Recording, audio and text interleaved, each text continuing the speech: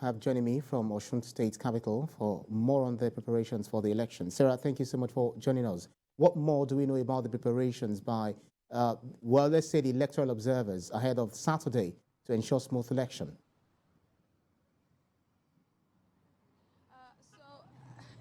Ibrahim, of course, a lot is going on here in Osun State. As you can see, the movement of cars around me, there is so much traffic, of course, vehicular activities ongoing here. It's a bit windy, and from reports that we're getting, the atmosphere is a bit tense. Of course, residents in Osun State may not have seen this number of persons in their state. The last time they might have seen this number is probably in 2018. But what we're seeing now is the number of VIPs that you have seen in the past week, Ibrahim, is a whole lot. From the number of VIPs to celebrities, of course, campaigning for their various or the desired candidates, to the door-to-door campaigns of various the electorates going from one house to the other to campaign for their various candidates. For INEC is saying it is ready. Today we saw that they distributed the non-sensitive materials to the various local governments. That's 30 local government areas in the state. And later today we understand that they will be distributing the sensitive materials sometime later today. But INEC is saying that they are ready. They deployed about 3,500 BVAS machines to work for this election. They've also deployed a number of resident electoral commissioners.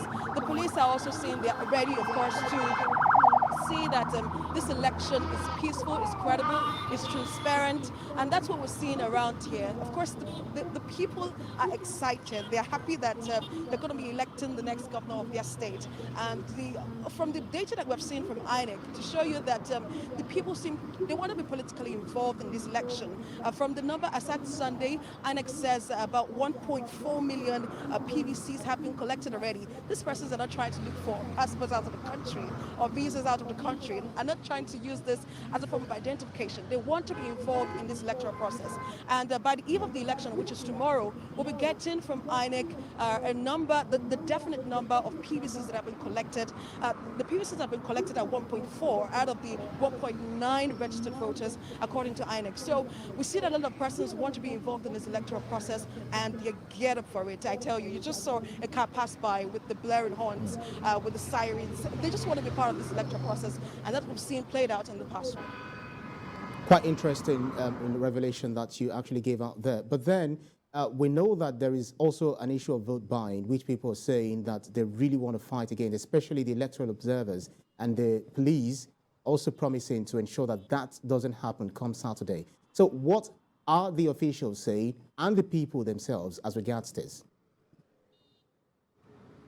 So when you talk of vote buying, so according to the report of YIAGA's report today, they gave pre-election reports, of course, based on what they've seen in the election, which is last month, and to what they've seen pre-election, that's in the past weeks.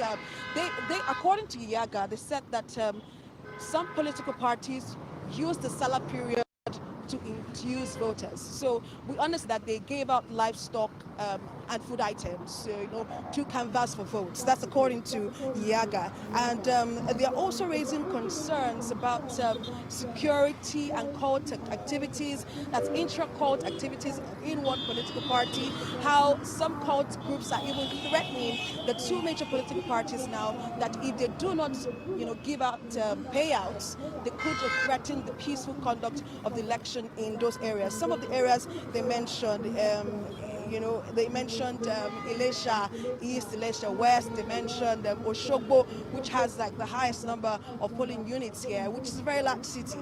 And so YIAGA Africa is concerned about the recurring decimal of voter inducement. They're concerned about vote buying. They're concerned. They want the police, the security agencies, to step up, not just arrest people that are involved in vote buying, but reprimand them, take them to court, as this is a criminal offense. So they're expecting so much more from INEC. They're expecting so much more from security agencies.